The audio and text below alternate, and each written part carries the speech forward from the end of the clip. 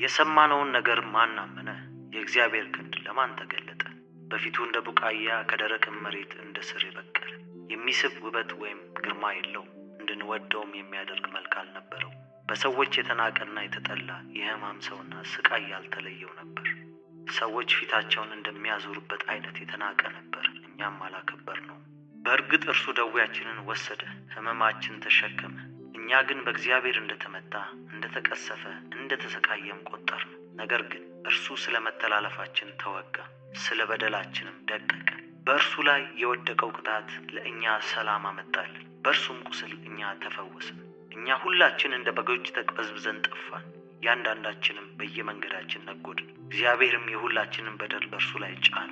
ተጨነቀ፣ ተሰቃየም፣ ነገር ግን አፉን አልከፈተም። እንደ ጠቦትም ለእርድ ተነዳ፣ በሸላቾች ፊት ዝም እንደሚል በግ አፉን አልከፈተም። በማስጨነቅና በፍርድ ተወሰደ።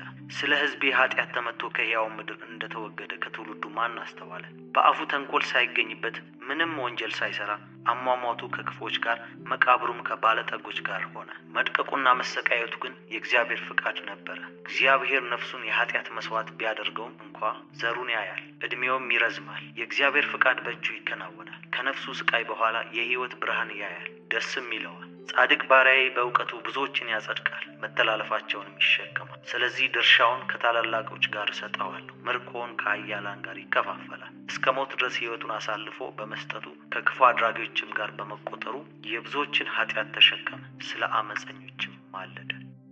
የኢሳይያስ ትንቢት ምዕራፍ 53